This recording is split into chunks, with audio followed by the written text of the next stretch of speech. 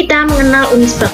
Unisbank atau Universitas Tyko Bank Semarang adalah entrepreneurial university berbasis teknologi informasi dan komputer yang terletak di Semarang. Unisbank memiliki dua kampus. Yang pertama di Jalan Trilomba Juang Mugasari, Kecamatan Semarang Selatan, Kota Semarang, Jawa Tengah. Yang kedua berada di Jalan Kendeng nomor 5, Bendan Dhuwur, Gajah Mungkur, Bendan Dhuwur, Kecamatan Gajah Mungkur, Jawa Tengah. Selanjutnya, Unisbank memiliki 5 fakultas. Yang pertama ada Fakultas Teknologi Informasi, Fakultas Bahasa dan Ilmu Budaya, Fakultas Hukum, Fakultas Ekonomi dan Bisnis, dan Fakultas Teknik. Mari mengenal lebih jauh mengenai Fakultas Ekonomika dan Bisnis.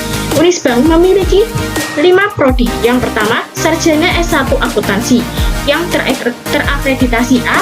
Yang kedua, S1 Manajemen terakreditasi A, dan yang ketiga D3 Keuangan Perbankan terakreditasi A.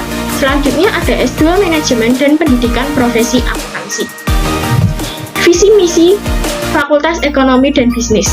Visi Fakultas Ekonomi dan Bisnis pada tahun 2020 menjadi fakultas terpercaya dan terpilih di bidang ekonomi dan bisnis yang memiliki keunggulan kompetitif berkelanjutan berbasis pada keuangan perbankan, berjiwa kewirausahaan, menguasai teknologi informasi dan komunikasi, serta berdaya saing nasional.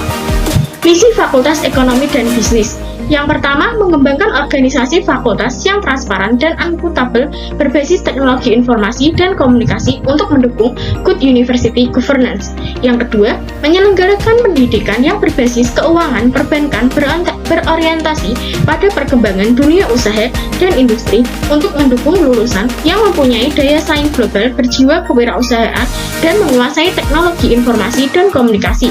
Yang ketiga, menciptakan akademik yang ramah dan bersahabat guna menghasilkan lulusan yang berbudi pekerti luhur, mau dan mampu bekerja sama, berjiwa kewirausahaan, rajin dan ulet, inovatif, dan mampu bersaing secara lokal, regional, dan nasional. Yang keempat, melaksanakan dan meningkatkan penelitian bidang ekonomi, sumber daya manusia, pemasaran, keuangan, dan perbankan yang inovatif dan bernilai ekonomis yang berkelanjutan. Yang kelima, melaksanakan dan meningkatkan pengabdian kepada masyarakat sesuai dengan perkembangan ilmu pengetahuan dan kebutuhan masyarakat. Yang keenam, menyelenggarakan pelatihan dan konsultasi sesuai dengan kompetisi fakultas dan kebutuhan masyarakat. Yang keenam, membangun kompetensi profesional para dosen dan menyelenggarakan uji kompetensi secara kontinu untuk memperoleh sertifikasi dari lembaga-lembaga sertifikasi.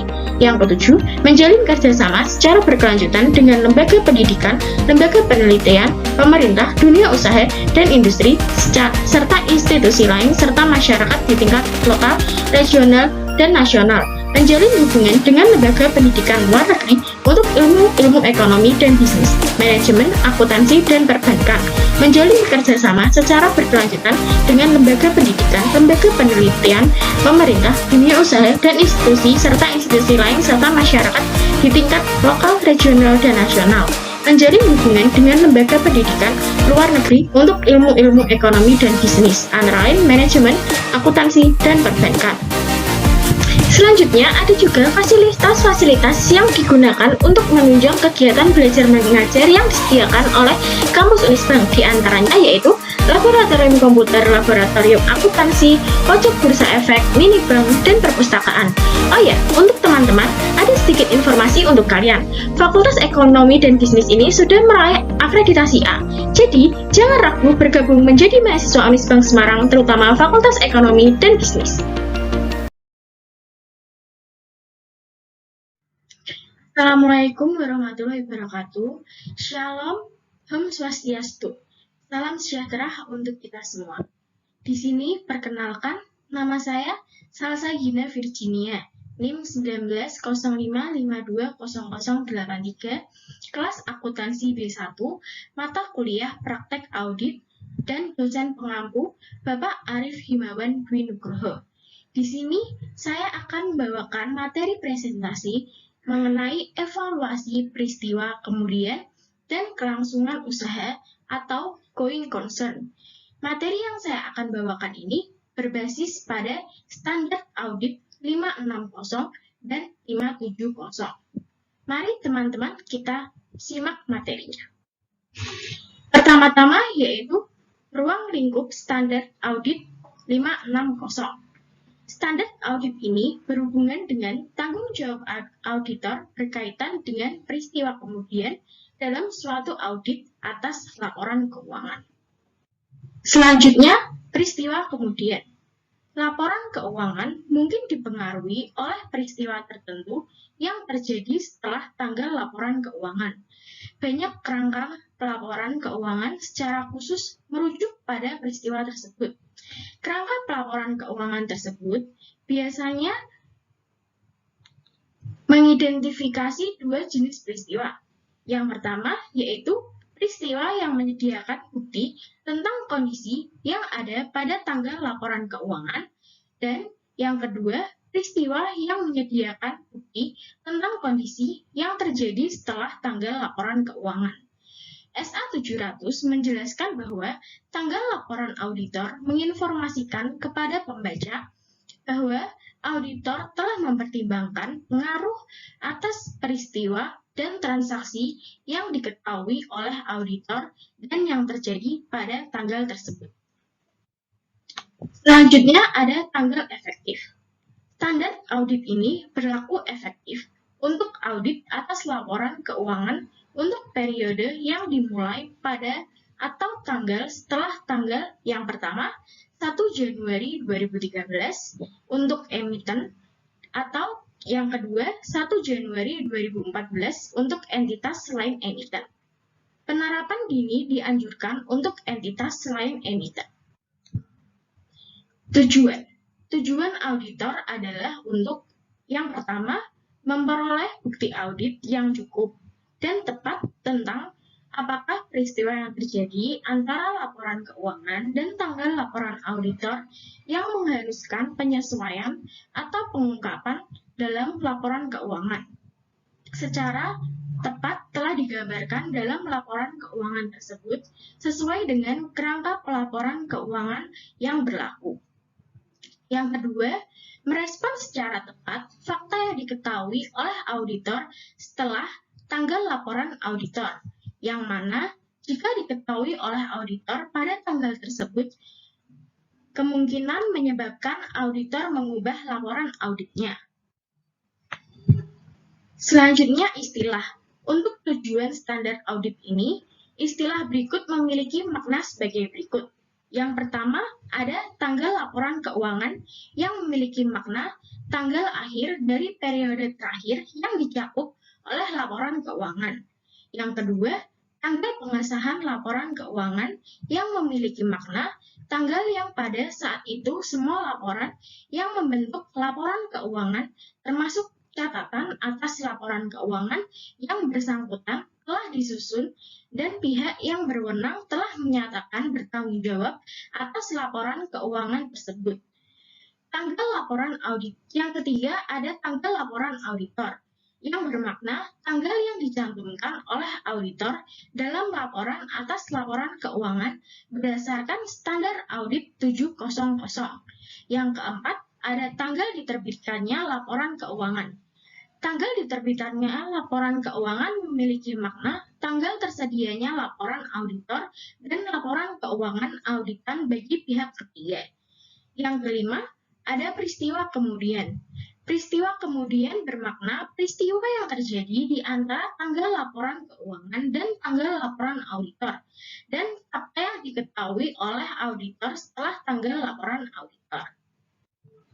Selanjutnya ada ketentuan peristiwa yang terjadi antara tanggal laporan keuangan dan tanggal laporan auditor. Auditor harus melaksanakan prosedur audit yang dirancang untuk memperoleh bukti audit yang cukup dan tepat. Bahwa seluruh peristiwa yang terjadi antara tanggal laporan auditor yang mengharuskan penyesuaian atau pengungkapan dalam laporan keuangan telah diidentifikasikan. Namun, auditor tidak diharapkan untuk melakukan prosedur audit tambahan atas hal-hal yang mana prosedur audit yang sebelumnya diterapkan telah menyediakan kesimpulan yang memadai. Auditor harus melakukan prosedur yang disyaratkan oleh paragraf sebelumnya, sehingga prosedur tersebut mencakup periode dari tanggal laporan keuangan sampai ke tanggal laporan auditor, atau periode terdekat yang dapat dicapai. Auditor harus mempertimbangkan penilaian risiko yang dapat dicapai. Auditor harus mempertimbangkan penilaian risiko auditor dalam menetapkan sifat dan luas prosedur audit yang harus mencakup hal-hal sebagai berikut. Yang pertama, memperoleh suatu pemahaman tentang prosedur yang telah ditetapkan oleh manajemen untuk memastikan bahwa peristiwa kemudian teridentifikasi. Yang kedua, meminta keterangan dari manajemen dan jika relevan, pihak yang bertanggung jawab atas tata kelola tentang peristiwa kemudian yang telah terjadi yang mungkin memengaruhi laporan keuangan. Yang ketiga, membaca risalah rapat ketika ada tentang pemilik, manajemen, dan pihak yang bertanggung jawab atas tata kelola entitas yang rapat tersebut diadakan setelah tanggal laporan keuangan dan meminta keterangan tentang hal-hal yang di dalam risalah hasil rapatnya belum tersedia. Yang keempat, membaca laporan keuangan interim terakhir entitas jika ada. Auditor jika sebagai hasil prosedur yang dilakukan seperti yang disyaratkan oleh paragraf sebelumnya, auditor mengidentifikasi peristiwa yang mengharuskan penyesuaian atau pengungkapan dalam laporan keuangan. Auditor harus menentukan apakah setiap peristiwa tersebut telah digambarkan dalam laporan keuangan secara tepat dan sesuai dengan kerangka pelaporan keuangan yang berlaku. Selanjutnya, representasi tertulis. Auditor harus meminta kepada manajemen dan jika relevan, pihak yang bertanggung jawab atas tata kelola untuk memberikan suatu representasi tertulis berdasarkan SA 580 yang menyatakan bahwa seluruh peristiwa yang terjadi setelah tanggal laporan keuangan dan memerlukan penyesuaian atau pengungkapan sesuai dengan kerangka pelaporan keuangan yang berlaku telah disesuaikan atau diungkapkan. Selanjutnya, fakta yang diketahui oleh auditor setelah tanggal laporan auditor namun sebelum tanggal laporan keuangan diterbitkan. Auditor tidak memiliki kewajiban untuk melakukan prosedur audit atas laporan keuangan setelah tanggal laporan auditor. Namun, jika setelah tanggal laporan auditor tetapi sebelum tanggal laporan keuangan diterbitkan, suatu fakta ditemukan oleh auditor yang mungkin menyebabkan auditor mengubah laporan auditnya. Jika fakta tersebut telah diketahui oleh auditor pada tanggal laporan auditor, maka auditor harus melakukan yang pertama, membahas hal tersebut dengan manajemen, dan jika relevan dengan pihak yang bertanggung jawab atas tata kelola. Yang kedua, menentukan apakah laporan keuangan tersebut memerlukan perubahan. Dan jika yang ketiga, meminta keterangan bagaimana manajemen akan memperlakukan hasil tersebut dalam laporan keuangan. Jika manajemen mengubah laporan keuangan, maka auditor harus melakukan yang pertama, melaksanakan prosedur audit yang diperlukan dalam kondisi atas perubahan tersebut. Yang kedua, kecuali jika kondisi yang tertera dalam paragraf 12 terjadi, maka akan muncul beberapa kemungkinan. Yang pertama yaitu memperluas prosedur audit yang disebutkan dalam paragraf 6 dan 7 sampai pada tanggal laporan auditor baru. Dan yang kedua, menyediakan suatu laporan auditor baru atas laporan keuangan yang telah diubah. Laporan auditor yang baru tidak dapat diberi tanggal awal daripada tanggal persetujuan atas perubahan laporan keuangan. Bila mana peraturan perundang-undangan atau kerangka pelaporan keuangan tidak melarang manajemen untuk membatasi perubahan atas laporan keuangan yang disebabkan oleh pengaruh peristiwa kemudian atau peristiwa yang menyebabkan perubahan dan pihak yang bertanggung jawab untuk menyetujui laporan keuangan tidak dilarang untuk membatasi persetujuan terhadap perubahan yang bersangkutan, maka disyaratkan pada paragraf 11 berkaitan dengan perubahan tersebut. Dalam kasus seperti ini, auditor tersebut harus yang pertama mengubah laporan auditor dengan memasukkan suatu tanggal tambahan yang dibatasi sampai dengan perubahan tersebut. Hal ini menunjukkan bahwa proses auditor untuk peristiwa kemudian hanya dibatasi pada perubahan atas laporan keuangan yang digambarkan dalam catatan atas laporan keuangan yang relevan atau ref para A12. Yang kedua, menyajikan suatu laporan auditor baru atau laporan auditor yang diubah yang meliputi suatu paragraf penekanan, suatu hal atau paragraf hal lain yang menyampaikan bahwa peristiwa kemudian hanya terbatas untuk perubahan pada laporan keuangan seperti yang dijelaskan atas laporan keuangan yang relevan.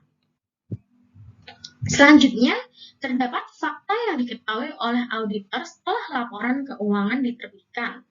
Setelah laporan keuangan diterbitkan, auditor tidak memiliki kewajiban untuk melakukan prosedur audit atas laporan keuangan tersebut.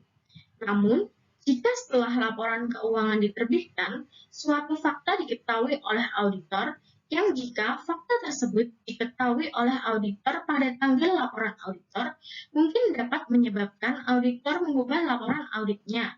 Maka, auditor harus, yang pertama, membahas hal tersebut dengan manajemen, dan jika relevan dengan pihak yang bertanggung jawab atas tata kelola. Yang kedua, menentukan apakah laporan keuangan memerlukan perubahan atau tidak. Dan yang ketiga, meminta keterangan bagaimana manajemen bermaksud untuk menyelesaikan hal tersebut dalam laporan keuangan. Jika manajemen mengubah laporan keuangan, maka auditor harus melaksanakan prosedur audit yang diperlukan dalam kondisi atas perubahan tersebut. Tahap-tahap yang dilakukan oleh manajemen untuk memastikan bahwa setiap pihak yang menerima laporan keuangan yang diterbitkan sebelumnya bersamaan dengan laporan auditor diberikan informasi tentang situasi tersebut, kecuali jika kondisi dalam paragraf 12 berlaku, memperluas prosedur audit yang disebutkan dalam paragraf 6 dan 7 sampai pada tanggal laporan audit baru. Dan tanggal laporan auditor baru tidak lebih awal daripada tanggal persetujuan atas perubahan laporan keuangan, dan menyerahkan laporan auditor atas laporan keuangan yang diubah ketika kondisi dalam paragraf 12 terjadi. Ubah laporan auditor atau laporan auditor baru seperti yang disyaratkan oleh paragraf 12. Selanjutnya, auditor harus memasukkan dalam laporan auditor baru yang diubah suatu paragraf penekanan atas suatu hal atau paragraf hal-hal lain dengan berpedoman pada suatu catatan atau catatan atas laporan keuangan yang lebih intensif membahas alasan perubahan atas laporan keuangan yang diterbitkan sebelumnya dan laporan yang diserahkan sebelumnya oleh auditor. Jika manajemen tidak mengambil langkah-langkah yang diperlukan untuk memastikan bahwa setiap pihak yang menerima laporan keuangan yang diterbitkan sebelumnya sudah diberitahukan tentang situasi tersebut dan juga tidak mengubah laporan keuangan dalam kondisi yang auditor yakin bahwa laporan keuangan tersebut perlu diubah, auditor harus memberitahu manajemen. Dan kecuali jika semua pihak yang bertanggung jawab atas tata kelola terlibat dalam pengelolaan entitas pihak yang bertanggung jawab atas kelola, bahwa auditor akan berusaha untuk mencegah pengguna meletakkan kepercayaan masa depan terhadap laporan auditor tersebut. Jika meskipun dengan pemberitahuan tersebut, manajemen atau pihak yang bertanggung jawab atas tata kelola tidak mengambil langkah-langkah yang diperlukan, auditor harus mengambil tindakan yang mencegah pengguna meletakkan kepercayaan terhadap laporan. Materi penerapan dan penjelasan lain ruang lingkup. Ketika laporan keuangan auditan dimasukkan ke dalam dokumen lain setelah penerbitan, laporan keuangan auditor, auditor mungkin memiliki tanggung jawab tambahan yang berhubungan dengan peristiwa kemudian yang dipertimbangkan oleh auditor, seperti ketentuan peraturan perundang-undangan yang melibatkan penawaran atas sekuritas untuk publik dalam yurisdiksi tempat ditawarkannya sekuritas tersebut. Contohnya, auditor mungkin diharuskan untuk melakukan prosedur audit tambahan sampai pada tanggal dokumen penawaran terakhir. Prosedur-prosedur ini dapat mencakup hal-hal yang tercantum dalam paragraf 6 dan 7 yang dilakukan sampai pada atau mendekati tanggal berlaku efektif dokumen penawaran terakhir. Dan membaca dokumen penawaran tersebut untuk menganalisis apakah informasi lain dalam dokumen penawaran konsisten informasi keuangan yang terkait dengan auditor.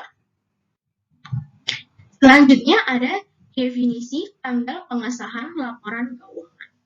Dalam beberapa yurisdiksi, peraturan perundang-undangan mengidentifikasikan individu-individu atau badan-badan, sebagai contoh manajemen atau pihak yang bertanggung jawab atas kelola.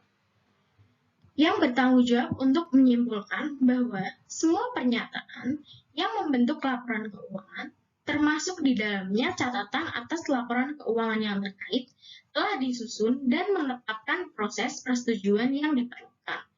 Dalam yurisdiksi yang lain, proses persetujuan tidak ditentukan dalam peraturan perundang-undangan dan entitas mengikuti prosedurnya sendiri dalam menyusun dan menyelesaikan laporan keuangan dalam kacamata manajemen struktur tata kelola yang ada. Dalam beberapa yurisdiksi juga persetujuan akhir oleh pemegang saham diperlukan. Dalam yurisdiksi tersebut, persetujuan terakhir oleh pemegang saham tidak diperlukan untuk auditor menyimpulkan bahwa bukti audit yang cukup dan tepat yang menjadi basis bagi opini auditor atas laporan keuangan telah diperoleh. Tanggal persetujuan laporan keuangan untuk tujuan standar audit ini adalah tanggal yang lebih awal yang pada saat itu pihak yang berwenang menentukan bahwa seluruh pernyataan yang membentuk laporan keuangan, termasuk di dalamnya catatan yang terkait, telah disusun dan pihak yang berwenang telah menyatakan bahwa mereka bertanggung jawab atas laporan keuangan tersebut. Selanjutnya, tanggal laporan audit. Laporan auditor tidak dapat diberi tanggal lebih awal daripada tanggal yang pada saat itu auditor telah memperoleh bukti yang cukup dan tepat sebagai basis opini atas laporan keuangan, termasuk bukti bahwa semua laporan yang membentuk laporan keuangan, termasuk di dalamnya catatan atas laporan keuangan, bahwa terkait telah disusun dan pihak yang berwenang telah menyatakan bahwa mereka bertanggung jawab atas laporan keuangan tersebut. Sebagai konsekuensinya, tanggal laporan auditor tidak dapat lebih tanggal pengesahan atas laporan keuangan seperti yang didefinisikan dalam paragraf 5b. Suatu periode waktu mungkin berlalu karena masalah administratif antara tanggal laporan auditor sebagaimana yang didefinisikan dalam paragraf 5c dan tanggal penyerahan laporan auditor kepada entitas. Selanjutnya yaitu tanggal penerbitan laporan keuangan. Tanggal penerbitan laporan keuangan pada umumnya tergantung pada peraturan yang berlaku dalam lingkungan yang menjadi tempat berusaha entitas. Dalam beberapa kondisi, tanggal penerbitan laporan keuangan mungkin merupakan tanggal pada saat laporan keuangan diserahkan kepada badan pengatur. Karena laporan keuangan auditan tidak dapat diterbitkan tanpa laporan auditor. Tanggal penerbitan laporan keuangan auditan tidak seharusnya hanya pada atau setelah tanggal laporan auditor, tapi juga harus pada atau setelah laporan auditor tersebut diserahkan pada entitas. Selanjutnya, pertimbangan spesifik terhadap entitas sektor publik. Dalam kasus sektor publik, tanggal penerbitan laporan keuangan mungkin sama dengan tanggal laporan keuangan auditan dan laporan auditor atas laporan tersebut disajikan ke badan pembuat undang-undang atau dengan diumumkan kepada publik. Selanjutnya, peristiwa yang terjadi antara tanggal laporan keuangan dan tanggal laporan auditor. Tergantung pada penilaian risiko oleh auditor, prosedur audit yang disyaratkan dalam paragraf 6 mungkin mencakup prosedur yang diperlukan untuk memperoleh bukti audit yang cukup dan tepat, meliputi penelaahan atau pengujian atas catatan akuntansi atau transaksi yang terjadi antara tanggal laporan keuangan dan tanggal laporan auditor. Prosedur audit yang diharuskan oleh paragraf 6 dan 7 adalah tambahan prosedur yang mungkin dilakukan oleh auditor untuk tujuan lain dan mungkin memberikan bukti mengenai peristiwa kemudian atau sebagai contoh untuk memperoleh bukti audit untuk saldo akun pada tanggal laporan keuangan, seperti prosedur pisah batas atau prosedur yang berhubungan dengan penerimaan kemudian akun piutang.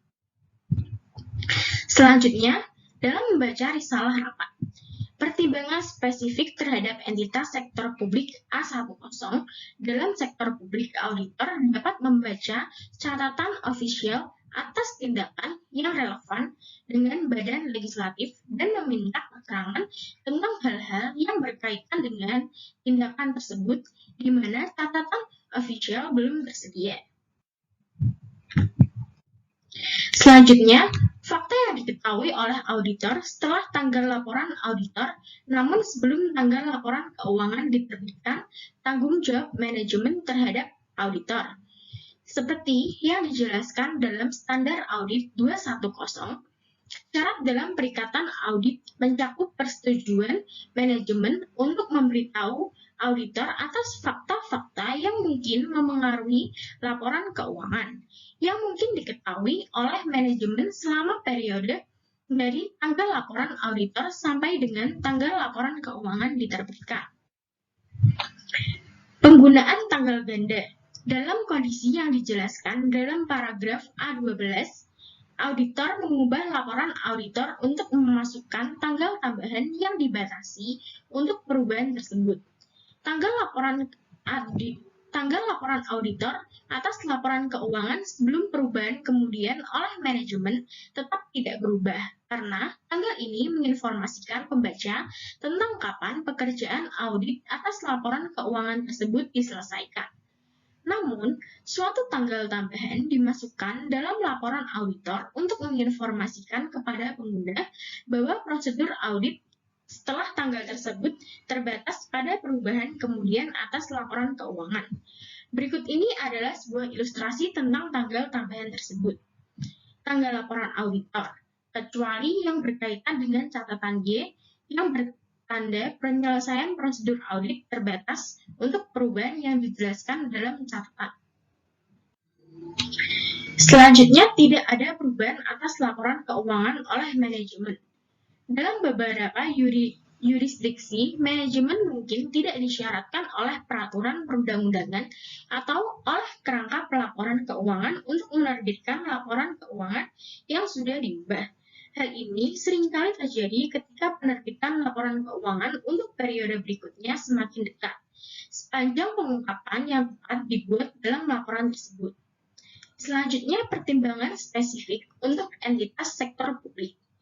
Dalam sektor publik, tindakan yang diambil yang sesuai paragraf 13 ketika manajemen tidak mengubah laporan keuangan dapat mencakup pelaporan secara terpisah untuk badan pembuat undang-undang atau badan lain yang relevan dalam hierarki pelaporan tentang implikasi peristiwa terhadap laporan keuangan dan laporan auditor. Selanjutnya, tindakan auditor dalam mencari cara untuk mencegah pengguna mempercayai laporan auditor.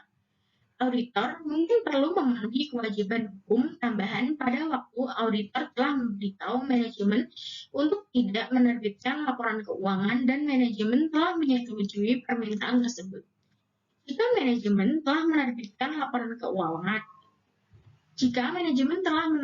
laporan keuangan, walaupun ada pemberitahuan dari auditor untuk tidak menerbitkan laporan keuangan kepada pihak ketiga, tindakan auditor untuk mencegah pengguna mempercayai laporan auditor atas laporan keuangan tergantung pada hak dan kewajiban hukum auditor. Sebagai konsekuensinya, auditor mungkin mempertimbangkan adalah tepat advis hukum. Selanjutnya yaitu fakta yang diketahui oleh auditor setelah laporan keuangan diterbitkan. Tidak ada perubahan atas laporan keuangan oleh manajemen pertimbangan spesifik terhadap entitas sektor publik. Dalam beberapa yurisdiksi, entitas dalam sektor publik mungkin dilarang oleh peraturan untuk menerbitkan laporan keuangan yang sudah diubah. Dalam kondisi tersebut, tindakan yang tepat bagi auditor untuk melaporkan hal tersebut kepada badan statutory yang tepat. Tindakan auditor dalam mencari cara untuk mencegah pengguna mempercayai laporan auditor.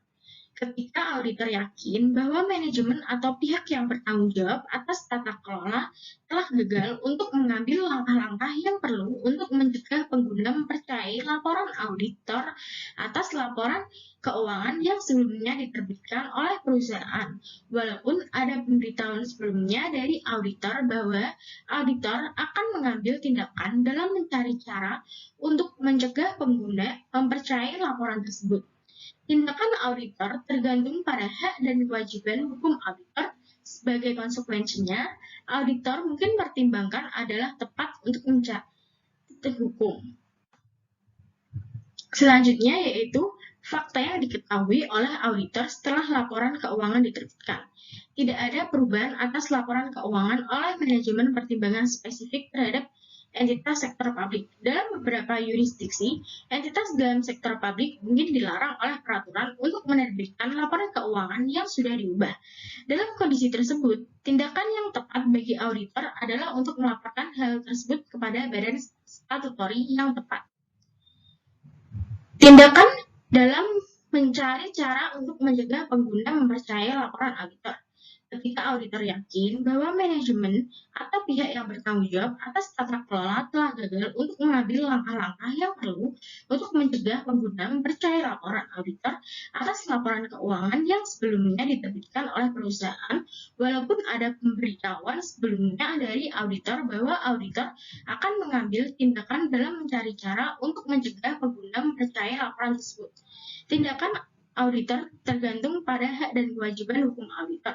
Sebagai konsekuensinya, auditor mungkin mempertimbangkan adalah tepat untuk mencari akses hukum. Standar Audit SA 570 Kelangsungan Usaha. Standar Audit atau SA ini mengatur tanggung jawab auditor dalam audit atas laporan keuangan yang berkaitan dengan penggunaan asumsi kelangsungan usaha oleh manajemen dalam penyusunan laporan keuangan. Asumsi kelangsungan usaha.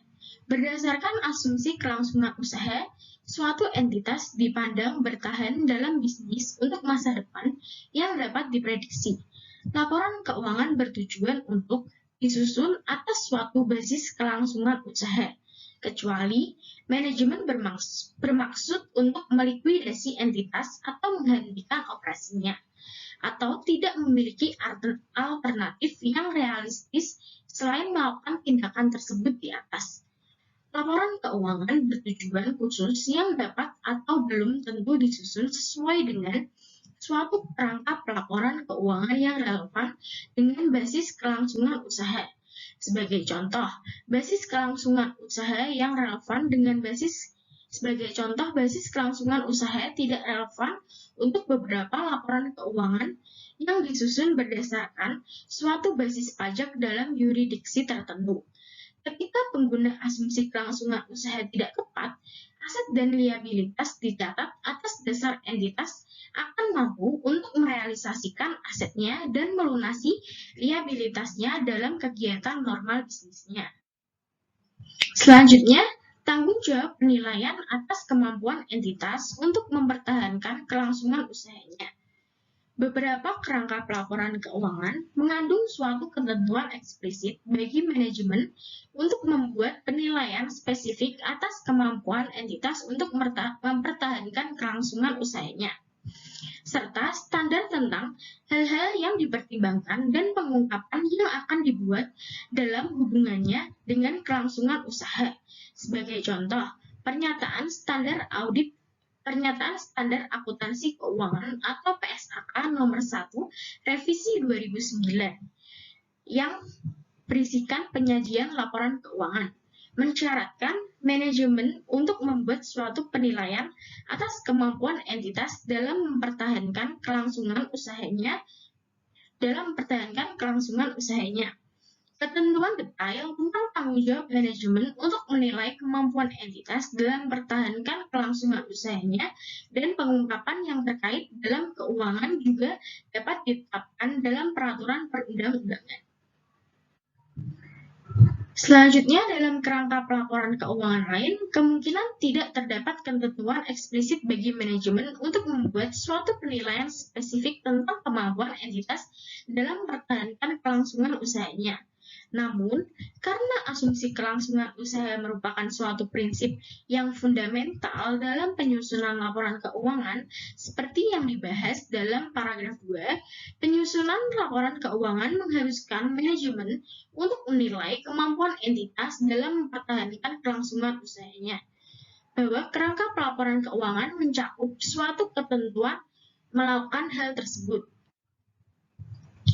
Penilaian manajemen atas kemampuan entitas untuk mempertahankan kelangsungan usahanya melibatkan suatu pertimbangan pada suatu waktu tertentu tentang hasil peristiwa atau kondisi masa depan yang tidak pasti secara inheren.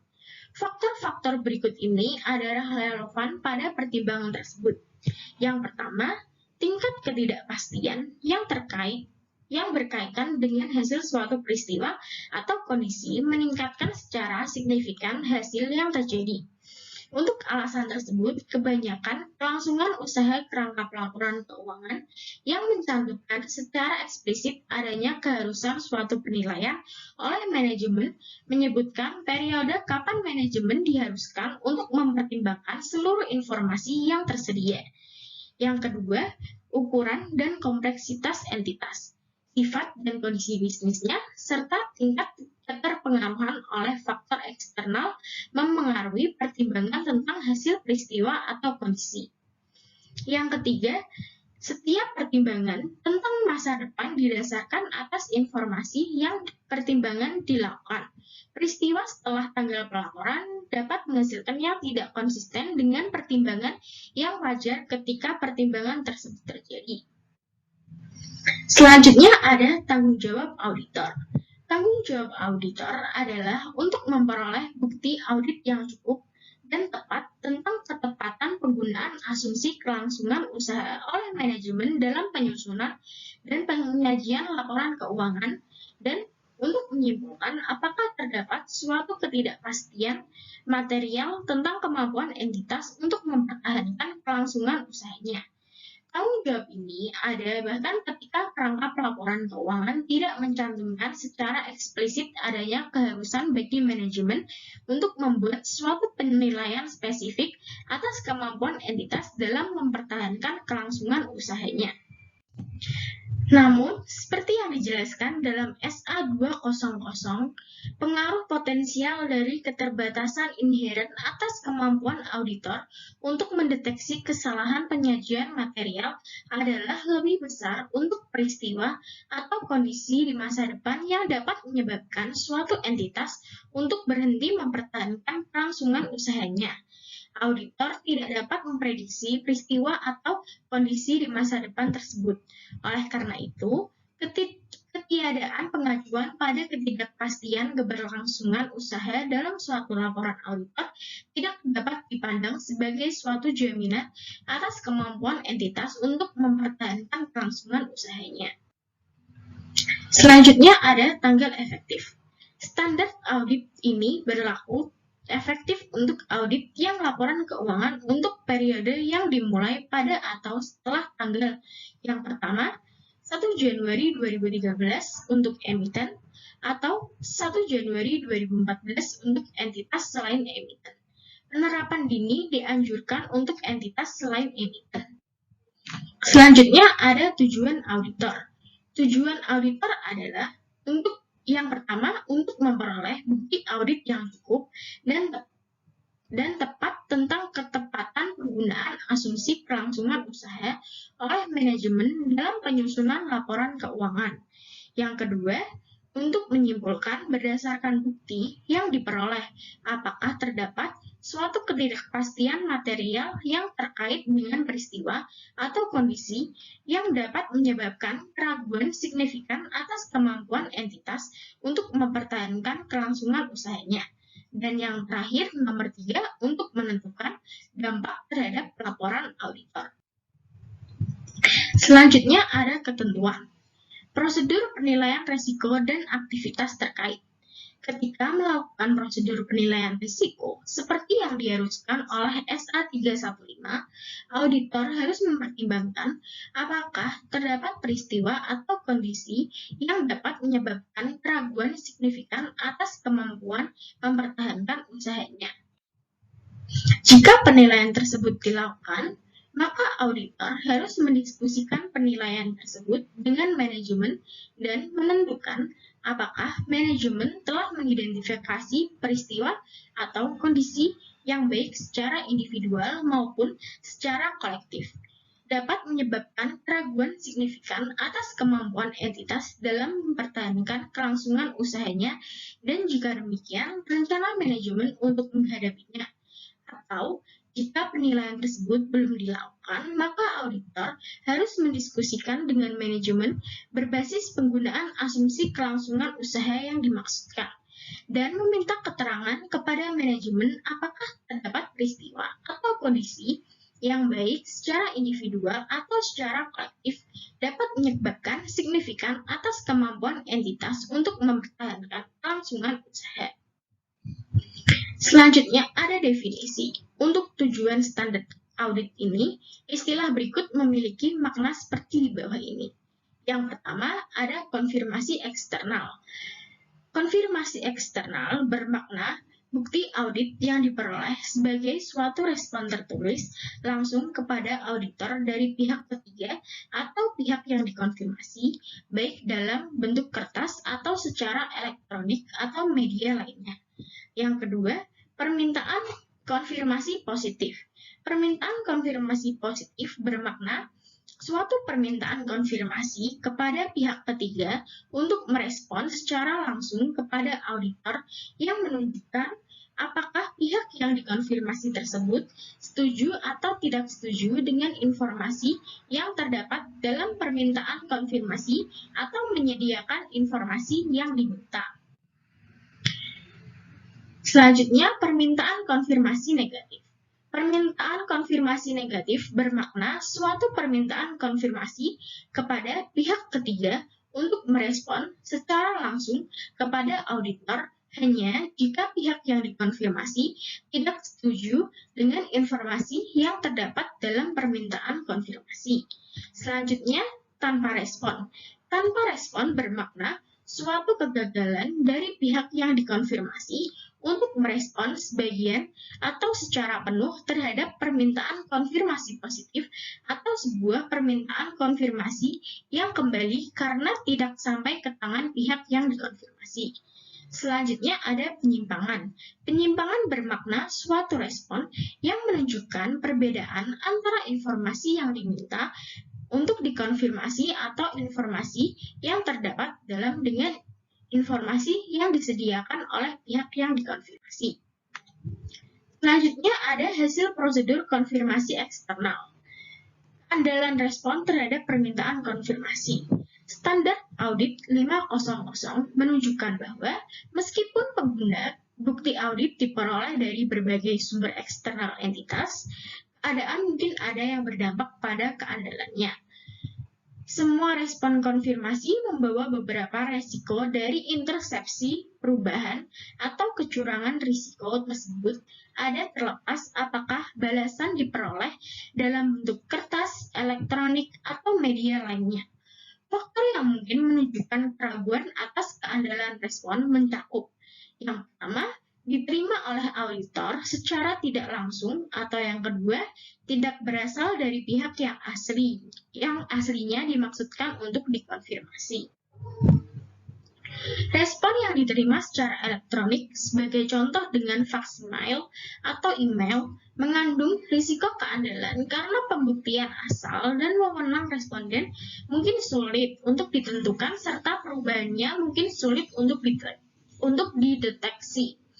Suatu proses yang digunakan oleh auditor untuk respon yang diterima secara elektronik dapat menurunkan resiko ini. Jika auditor puas bahwa proses seperti itu aman dan terkendali dengan semestinya, keandalan balasan yang bersangkutan menjadi meningkat. Suatu proses konfirmasi elektronik dapat memasukkan berbagai teknik untuk validasi identitas pengirim informasi dalam format elektronik tersebut. Jika pihak yang dikonfirmasi menggunakan pihak ketiga untuk mengkoordinasi dan menyediakan respon untuk permintaan konfirmasi, auditor dapat melaksanakan prosedur yang ditujukan untuk menangani resiko. 1. Respon mungkin dapat berasal dari bukan sumber yang benar. 2. Seorang responden mungkin bukan pihak yang berwenang untuk merespon. Dan yang ketiga, integritas transmisi kemungkinan dikompromikan. Auditor diharuskan oleh standar 500 untuk menentukan apakah memodifikasi atau menambahkan prosedur untuk menyelesaikan keraguan terhadap keandalan informasi yang digunakan sebagai bukti audit. Auditor dapat memilih untuk melakukan verifikasi atas sumber dan isi respon permintaan konfirmasi dengan menghubungi pihak yang dikonfirmasi. Sebagai contoh, pengguna pihak yang dikonfirmasi merespon melalui email. Auditor dapat menghubungi pihak yang dikonfirmasi untuk menentukan apakah benar yang dikonfirmasi yang sebenarnya mengirim balasan. Pengguna suatu respon telah kembali ke auditor secara tidak langsung, atau sebagai contoh, karena pihak yang dikonfirmasi salah mengirimkan konfirmasi kepada entitas yang mengirimkannya kepada auditor. Auditor dapat meminta pihak yang konfirmasi untuk merespon secara tertulis atau secara tertulis langsung kepada auditor. Sendirinya, suatu respon lisan terhadap suatu permintaan konfirmasi tidak memenuhi definisi sebagai konfirmasi eksternal karena bukan merupakan respon tertulis secara langsung kepada auditor. Namun, pada waktu memperoleh respon lisan atau permintaan konfirmasi, auditor mungkin dapat tergantung kondisi meminta pihak yang dikonfirmasi untuk merespon secara tertulis langsung kepada auditor. Jika respon seperti tersebut tidak diterima, auditor mencari bukti audit lainnya untuk mendukung informasi dalam respon lisan tersebut. Suatu respon terhadap permintaan konfirmasi dapat berisi bahasa yang bersifat membatasi terkait dengan penggunaannya. Pembatasan tersebut tidak perlu mengurangi keandalan respon tersebut sebagai bukti audit. Baik, sekian presentasi materi dari saya. Semoga bermanfaat untuk kita semua. Terima kasih teman-teman yang sudah menonton dari awal video hingga akhir video ini. Sedikit motivasi dari saya yaitu every small action counts, let's share knowledge useful for all of us. Karena berbagi ilmu walaupun sedikit dapat berdampak besar untuk lingkungan sekitar kita. Dan sebelumnya mohon maaf apabila ada kesalahan kata dalam penyampaian saya. Mohon maaf dan terima kasih untuk teman-teman semua. Wassalamualaikum warahmatullahi wabarakatuh.